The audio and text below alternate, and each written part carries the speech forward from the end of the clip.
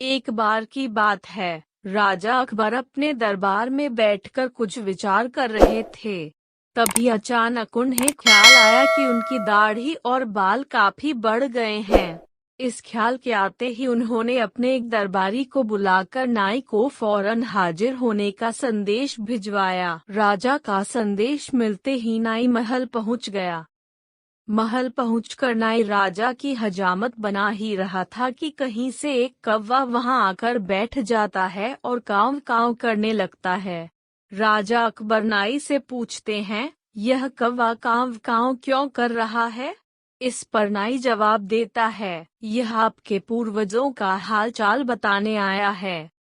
नाई के इतना कहते ही राजा अकबर आश्चर्य से पूछते हैं, तो बताओ फिर यह कौवा मेरे पूर्वजों के बारे में आखिर क्या बता रहा है? राजा के इस सवाल पर नाई कहता है, यह कौवा कह रहा है कि आपके पूर्वज स्वर्ग में मुसीबत में हैं और काफी परेशान हैं। उनका हालचाल लेने के लिए आपको अपने किसी करीबी को स्वर्ग भेजना चाहिए। नाई की यह बात सुनकर राजा अकबर और भी हैरान हो जाते हैं। राजा अकबर आश्चर्य से नाई से पूछते हैं, आखिर किसी इंसान को जिंदा स्वर्ग में कैसे भेजा जा सकता है? राजा के इस सवाल पर नाई जवाब देता है, महाराज मेरी नजर में एक पुरोहित है जो इस काम को अंजाम दे सकता है। बस आप इस काम के लिए अपने किसी करीबी को स्वर्ग जाने के लिए राजी कर लीजिए। नाई के इस आश्वासन पर राजा अकबर तैयार हो जाते हैं और दरबार में अपने सभी करीबी दरबारियों को बुलाते हैं। राजा के आदेश पर सभी करीबी दरबारी राजा अकबर के सामने हाजिर हो जाते हैं। सभी दरबारी राजा से अचानक बुलाने की वजह पूछते हैं। इस पर राजा उन्हें नाई के साथ हुई सारी बात सुनाते हैं। राजा की बात सुनकर सभी दरबारी एक मत में बीरबल का नाम आगे रखते हैं। दरबारी कहते हैं कि स्वर्ग जाकर पूर्वजों का हाल चाल लेने के लिए बीरबल से उचित व्यक्ति और कोई नहीं हो सकता, क्योंकि बीरबल हम सब में सबसे ज्यादा बुद्धिमान और चतुर है। इसलिए स्वर्ग में आपके पूर्वजों का हाल चाल लेकर वह उनकी परेशानी का हल आसानी से निकाल सकता है। राजा अकबर दरबारियों की इस सलाह को मानते हुए बीरबल को स्वर्ग भेजने की तैयारी कर लेते हैं। इस बात का पता चलते ही बीरबल बादशाह अकबर से पुरोहित को बुलाकर स्वर्ग भेजने की विधि के बारे में पूछते हैं। बीरबल की इस बात पर राजमहल में पुरोहित को बुलवाया जाता है। पुरोहित के आते ही उनसे स्वर्ग जाने की विधि के बारे में पूछते हैं। बीरबल की इस बात पर राजमहल में पुरोहित को बुलवाया जाता है। पुरोहित के आते ही उनसे स्वर्ग जाने की विधि के बारे में पूछा जाता है। पुरोहित बताते हैं, आपको यहीं पास में मौजूद एक घास के ढेर में भेजा जाएगा। बाद में उस ढेर में आग लगा दी जाएगी। फिर कुछ मंत्रों की शक्ति से आपको स्वर्ग भेज दिया जाएगा। स्वर्ग जाने की पूरी प्रक्रिया जानने के बाद बीरबल राजा अकबर से करीब 11 दिन का समय मांगते हैं और पुरोहित को 11 दिन बाद बुलाने की बात रखते हैं। वह कहते हैं, मैं स्वर्ग जा रहा हूँ और कितने दिन मुझे लौटने में लगेंगे इस बारे में निश्चित तौर पर कुछ भी कहना मुश्किल है। इसलिए स्वर्ग जाने से पहले एक बार मैं अपने परिवार से मिलना चाहता हूँ और कुछ समय बिताना चाहता हूँ। बीरबल अपने घर जाने के लिए महल से रवाना हो जाते हैं।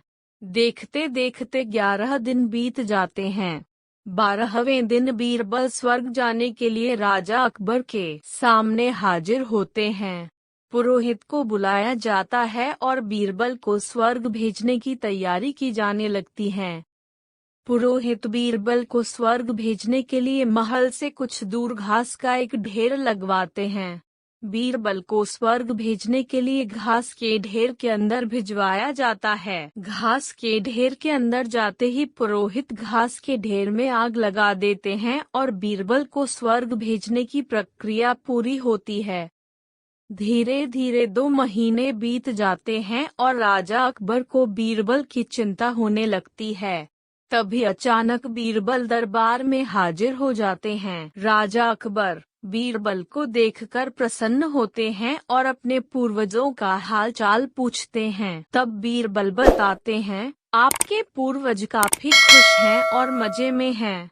उन्हें बस एक ही तकलीफ है कि उनकी दाढ़ी और बाल काफी बड़े हो गए हैं, जिन्हें काटने वाला स्वर्ग में कोई नाई नहीं है। इसलिए वहाँ उन्हें एक नाई की जरूरत है।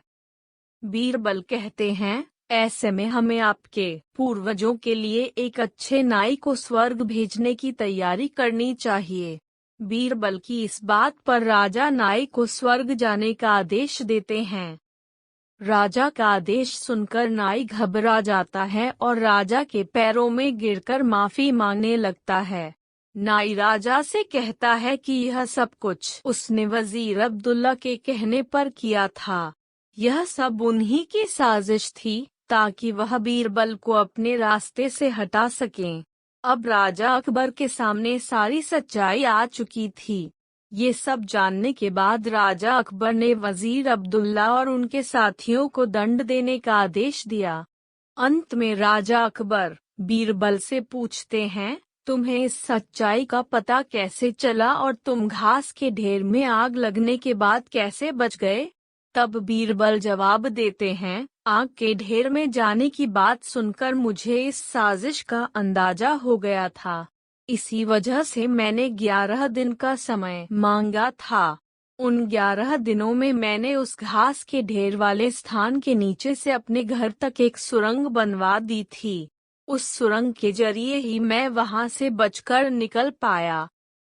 बीरबल की पूरी बात सुनकर राजा बहुत प्रसन्न हुए और बोले, वाह बीरबल वाह, यह काम केवल तुम ही कर सकते थे।